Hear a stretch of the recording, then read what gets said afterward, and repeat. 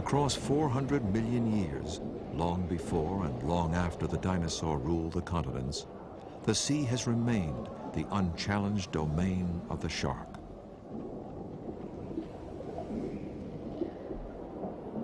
Yet recently, another species has begun to intrude.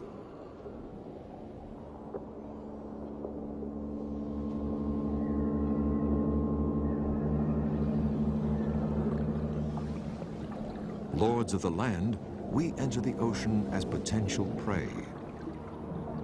But of 370 shark species, only about 30 attack humans. Most, like the bottom shark maturing in an egg case, are small or harmless.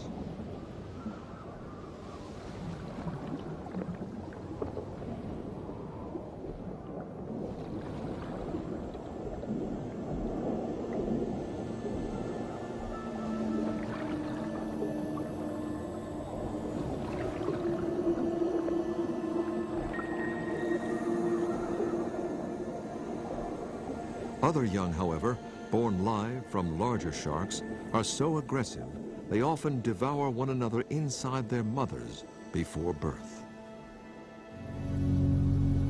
Now an extraordinary expedition begins to probe the true nature of these mysterious creatures. Can we learn to live in their midst? Or will the shark ever remain our most frightening enemy in the wild?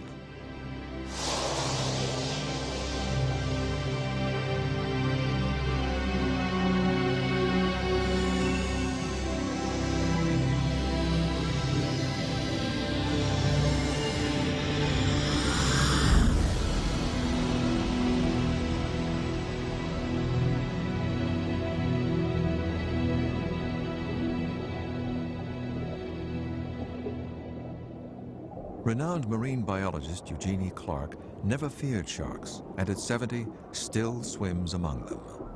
I was 9 when I saw my first live shark. It was at the old New York Aquarium, and they looked so beautiful. I had my nose pressed up against the glass. I wanted to be in there with them. It never occurred to me that they were dangerous. Dr. Clark believes sharks hold important secrets of survival which can benefit humankind. They have an incredible immune system, perhaps the strongest in the animal kingdom. They can fight off diseases, including malignant cancer. There are substances derived from sharks that can put some cancers in remission.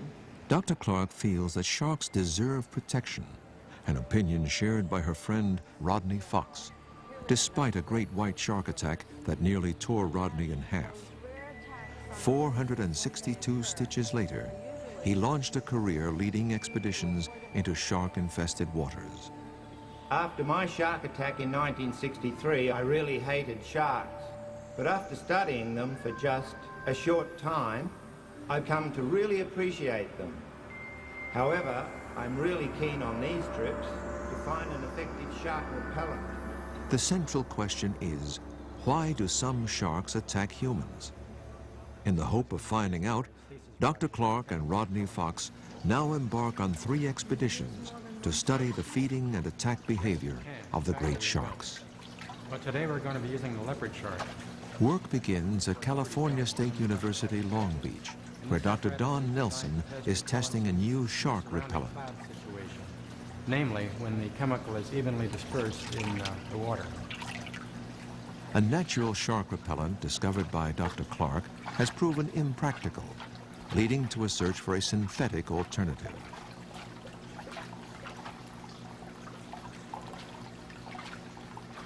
Effective in the lab, the new chemical must now be tested in the wild.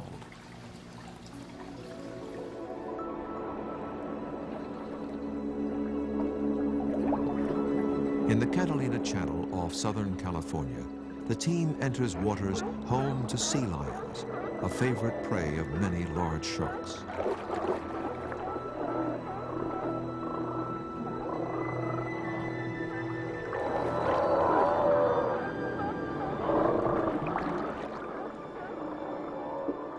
Some scientists believe that sharks often attack humans in error, mistaking swimmers for sea lions. Preying upon the less fit among their quarry, sharks perform a vital evolutionary service and perhaps bear large responsibility for the sea lion's remarkable speed and agility.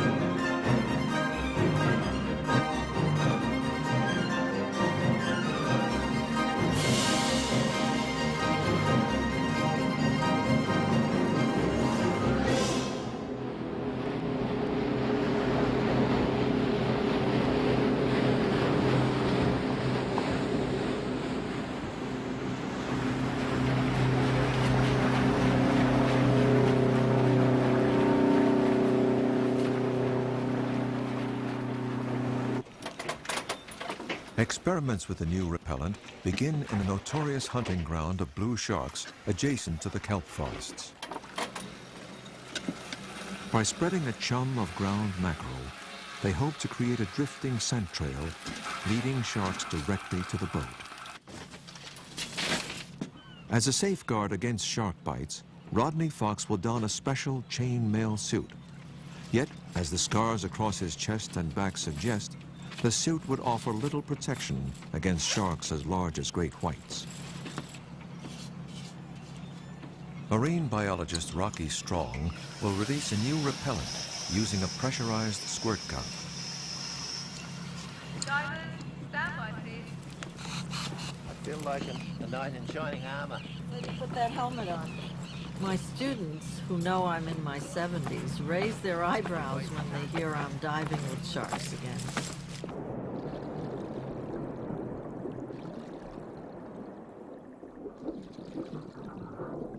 While Dr. Clark and Rodney Fox observe from a steel cage, a safety diver in chain mail will serve as lookout and attempt to lure the sharks with bait. Hello, this is Mandy. Can you both hear me? Loud and clear. Rodney, what is the visibility like? It's pretty good at the moment. I don't see any sharks yet. Our safety diver is almost in position. The plan is to distract the sharks with the bait, giving Rocky Strong a chance to fire the repellent. Unexpectedly, the first arrivals are not sharks. Jeannie, do you see what I see? The food offerings draw a flock of shearwaters, masters of underwater flight.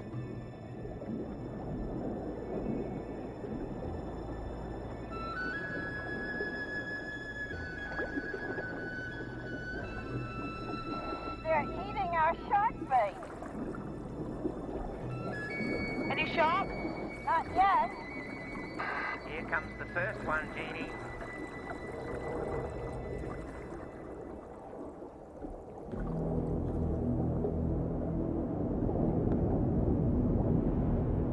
We've got 3 beautiful blue sharks around us now. Make it 4.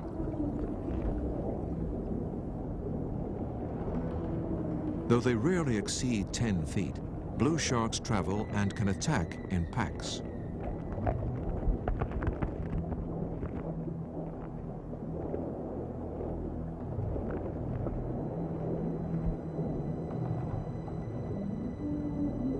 Ranging widely, often feeding in a frenzy, the blue serves as our most common image of a lethal shark.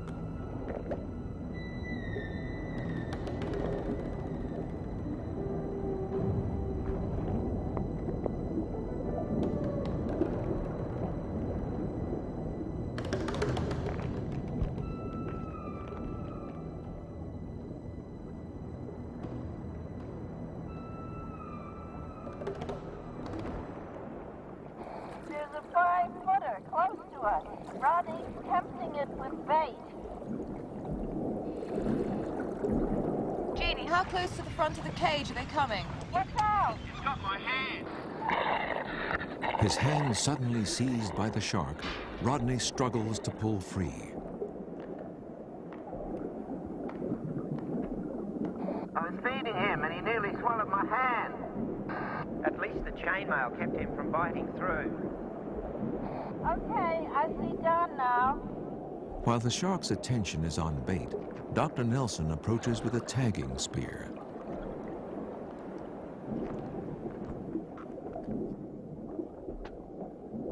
In the future, if the shark is caught, the tag will reveal its range, territory, and growth rate.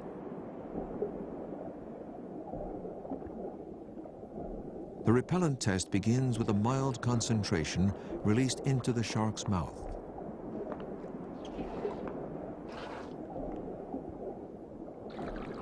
Oh no, Judy.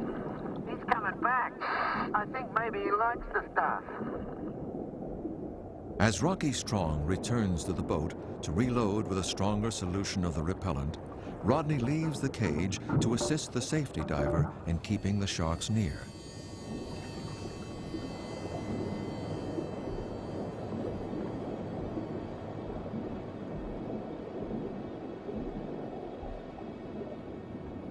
As I was trying to keep the shark around by waving the bait at him, I lost one of my fins. And while trying to get it back on, I started sinking. I dropped the weights on the outside of my suit and tried to reach the buoyancy inflator, but it was out of reach and I couldn't get to it. I knew then that I'd have to take off the air tanks and risk dislodging my helmet in order to inflate the vest, or I was certainly going to die. Rodney, do you read me? Help me! Somebody help me!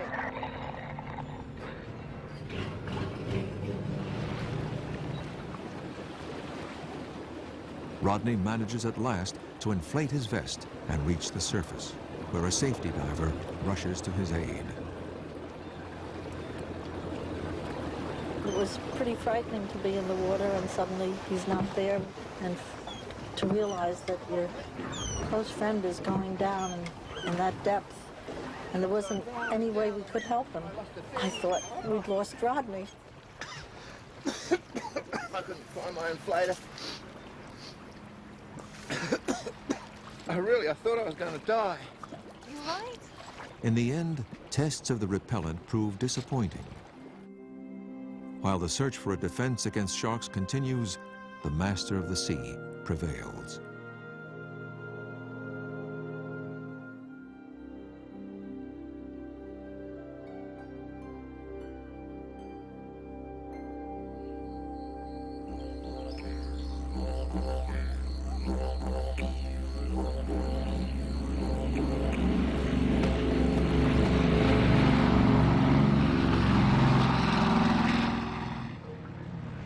Along the coast of Western Australia, the team sets out on a rare mission to locate one of the sea's most elusive creatures, the giant whale shark.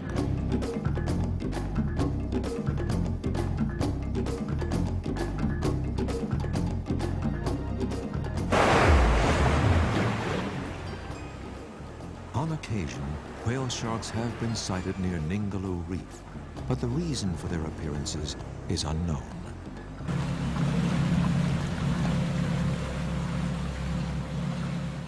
Dr. Clark and Rodney believe they may be able to solve the mystery and advance science, a prospect that draws a photographic team from National Geographic magazine.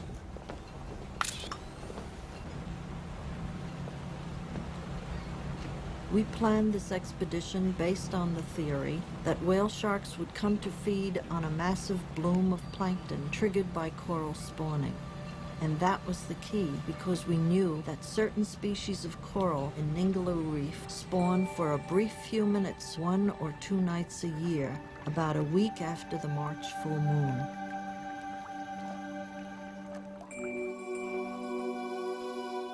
Our first task was to locate an area of good spawning activity so that we would know exactly where to begin our search for whale sharks in the morning.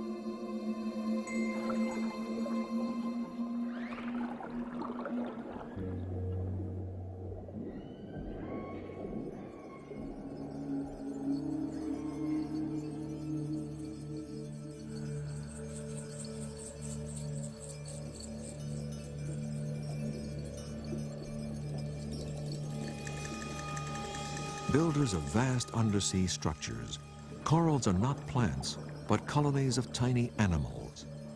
Only recently, science has found that they often reproduce by releasing a storm of eggs and sperm that scatter in the currents like seeds in the wind.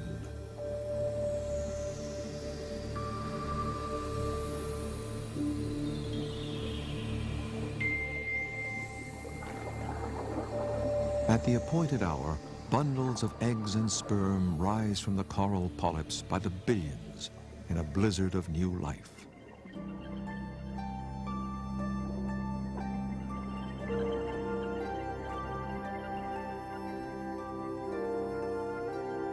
The mass birth is banquet as well. Swarms of worms emerge to feast on the spawn. The prolific spawning may have been known to whale sharks for eons. If so, can they predict its time and place? Are they en route here to feed even now? Okay, George, we see the boat now. No sharks just yet. Roger, we'll dive as soon as you can set it up for us. Okay, George, I'll find you a nice big one right behind you now. Roger! By morning, the theory seems to be confirmed. A whale shark is spotted right off the port bow of the launch. Looks terrific from here, George. Okay, we're going up to him now. Just hang on there and he'll swim alongside you. Roger, roger. Our divers are watching now as he comes in. Obviously a photogenic type of fish, this bloke. So the divers are ready to go. I'll leave it to you. Divers stand by. Incredibly, it is the first of 12 to arrive this day. Perhaps the largest gathering of whale sharks ever recorded. We had no idea how long the shark would stay, and nobody wanted to risk losing the opportunity, so we all scrambled in. Some of us wanted to tag the shark and plot its daily movement. Others wanted photographs. I wanted to experience the thrill of a close encounter with this alien creature.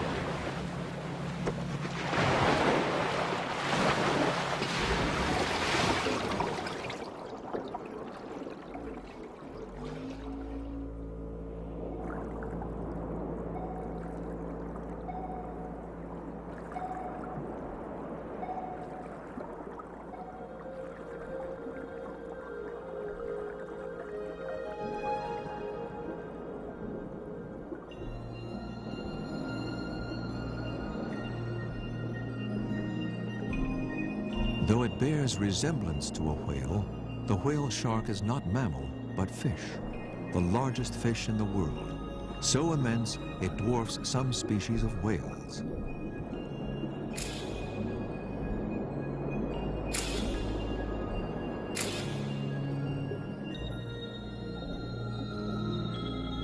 The whale shark's mouth, backed up by a body sometimes 50 feet long and 20 tons, seems capable of engulfing a diver, yet it acts merely as a strainer to capture plankton.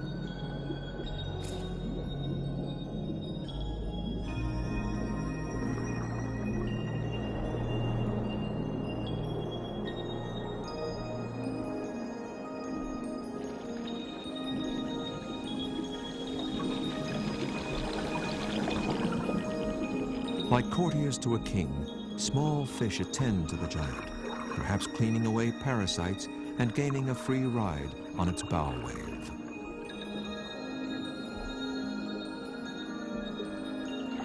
As the big dorsal fin came by, I just couldn't resist taking a ride.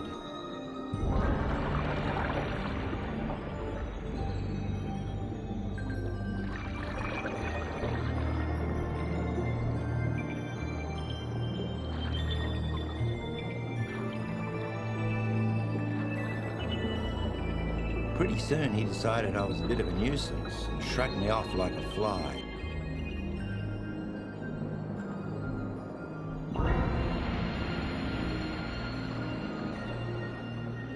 The discovery of a whale shark feeding ground promises new opportunities to study these gentle creatures. During the next expedition, however, the team will need all the protection it can devise.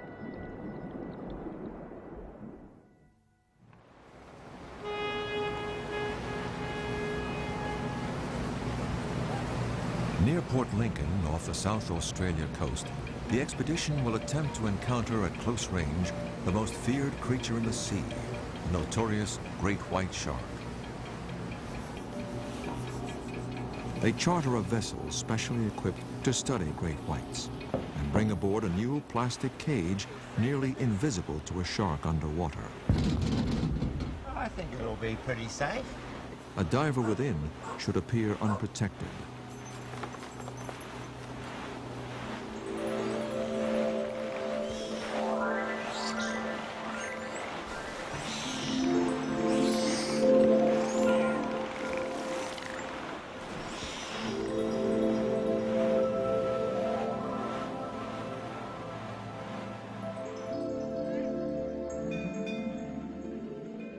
The team will investigate the riddle at the heart of our fascination with sharks.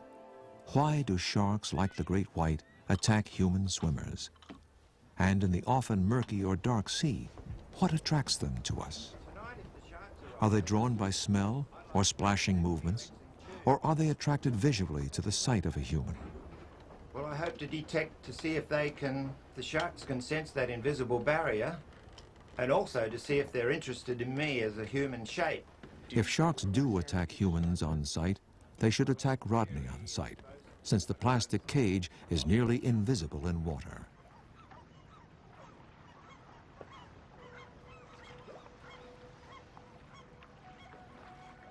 No sharks are seen, but there is convincing evidence of their presence.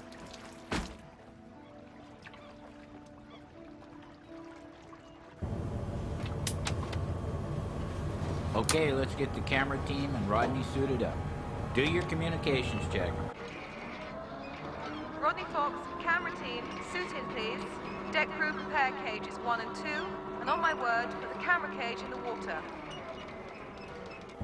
Lower Rodney into the water please, and hold at 10 feet.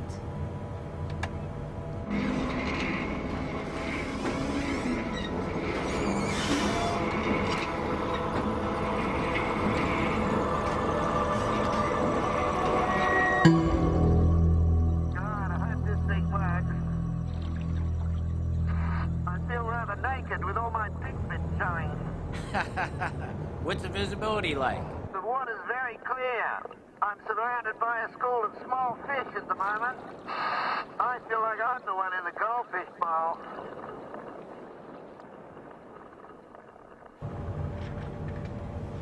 Rodney, behind you.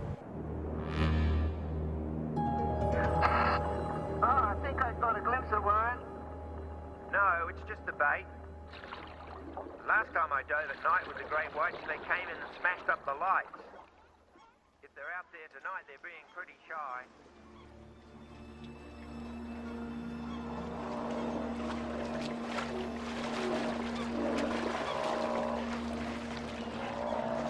Curiously, no great whites appear all night, even though sea lions, a favorite white shark meal, throng the waters.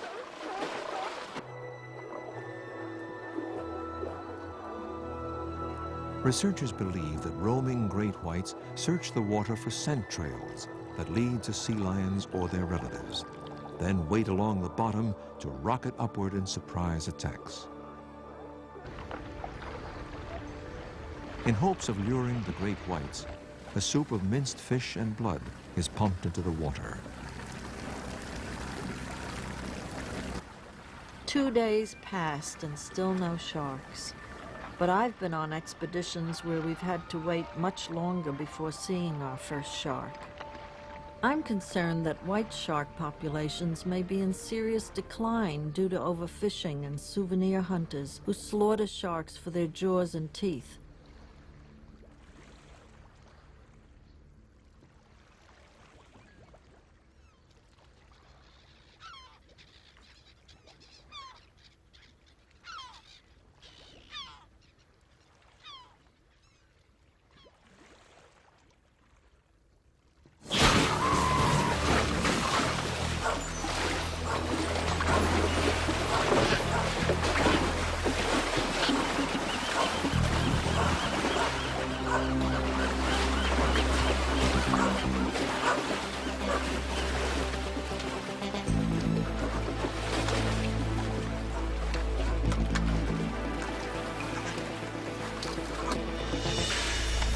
okay, and Rodney has full flow.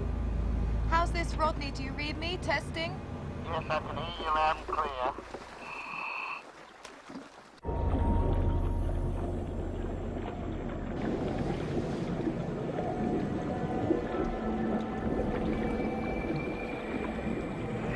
Oh, there's a big shark under there. I'd like to have a closer look at the sharks on the bottom. Lower the tube. Set it on the reef, please. Tube's at 20 feet. 30. 40. 50. 60. And at the bottom at 73 feet.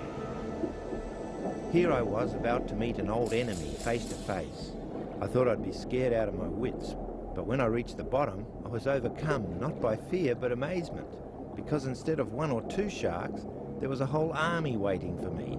More great whites than I'd ever seen in one place before. Oh, you ought to see it. They're everywhere down here.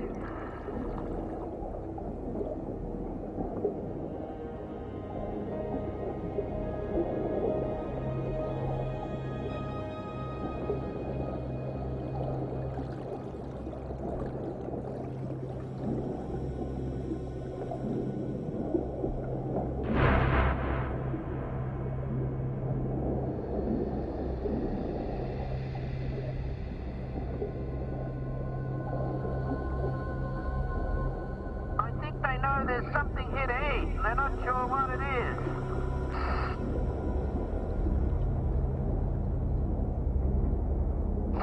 Oh, here comes 2 more.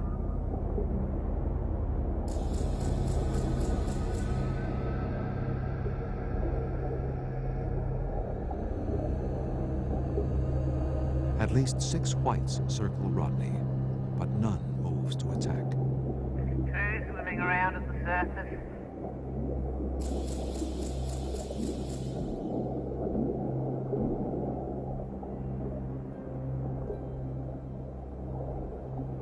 Rodney, there's a stingray behind you. He'd better watch his tail. Aware that nearly all attacks on humans occur near the surface, they decide to raise the tube and see if the sharks grow more aggressive. We had 6, possibly 8 sharks swimming around Rodney, who appeared completely at their mercy, and yet not one of those sharks attacked him. Though sight has not provoked an attack, perhaps aggression will be triggered by sound, scent, or the electrical fields emitted by all living things and detected by sharks. Okay, people, let's keep on our toes. We're gonna have 3 cages in the water this dive. We're gonna have 6 divers in. Jeannie will be in the science cage with her team. Rodney will be in the Lexan, and the camera crew will be in the 3rd.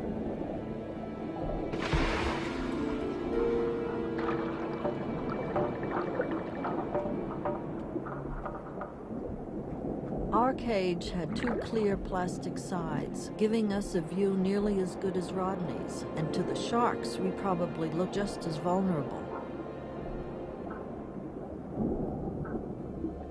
Great whites have been documented as large as 20 feet and more than 7,000 pounds. And there are unconfirmed reports of even larger individuals. For all their size and power, the great whites may simply be wary of devices and creatures never before encountered. Yet an attack could come at any time from silent hunters that generally attack quietly from behind or below. Rodney, the big one coming right at you. Which direction is he coming? He's right on top of you. It's scary the way they sneak up on you. Great whites are believed to possess good long-range vision. But as the team looks on, a near collision occurs. Perhaps evidence that their close-up vision is poor. Haha, Jeannie just reached out and patted one.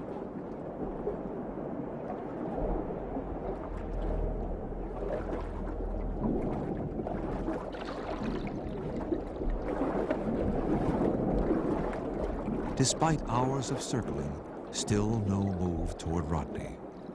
Perhaps they aren't hungry.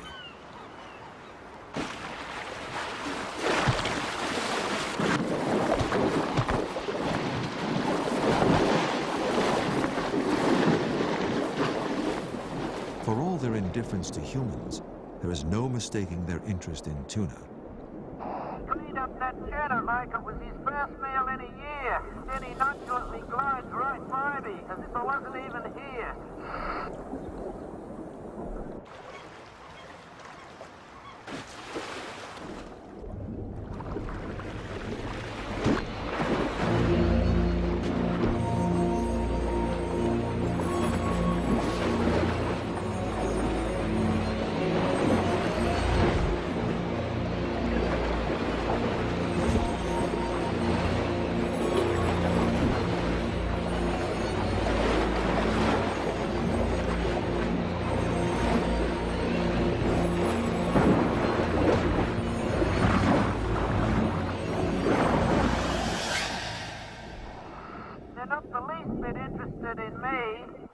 They're still on the hors d'oeuvre.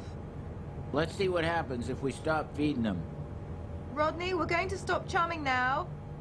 Though blood still saturates the water, bait is removed. But for one fish dangled as a lure near the cage. Oh boy, look at that smile! He's coming straight towards me, nose towards the cage, and he's gonna hit the cage. I'm gonna get a photograph of this.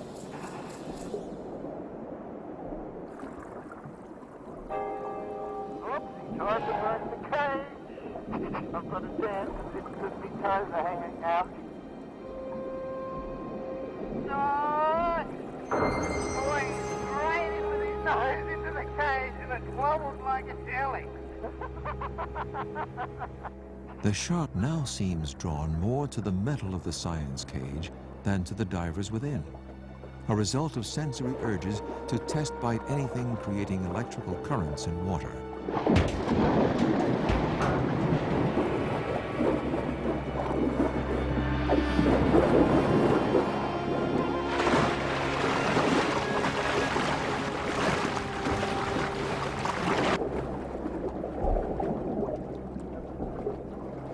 Here he comes back. When Rodney was attacked in 1963, he was spearfishing. The shark was probably attracted by the smell and thrashing sound of speared fish.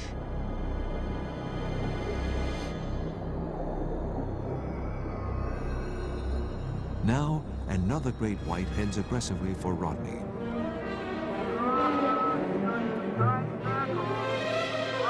Coming in, I think he's gonna attack. Oh, he's got a bunch of hose. Pull the hose, my ropes in.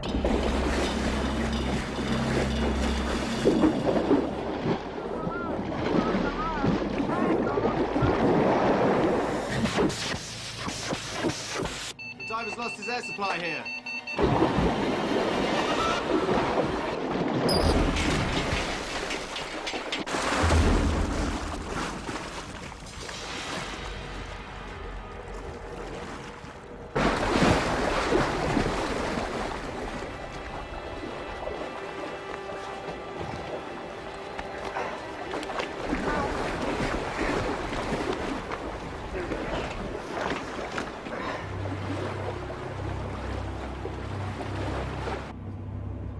Rodney's all right. Yes. All right, yes.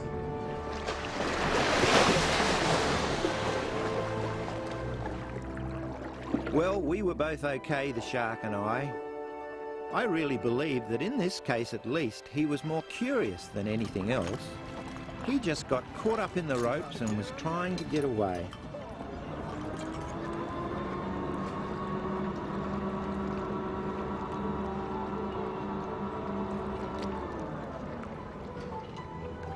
I know that sharks, even white sharks, are not the cold mechanical eating machines of popular myth.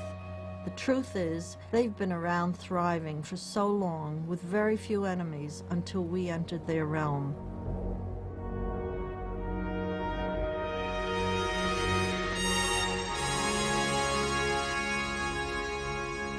The legendary hunter that frightens humans enhances life in the sea.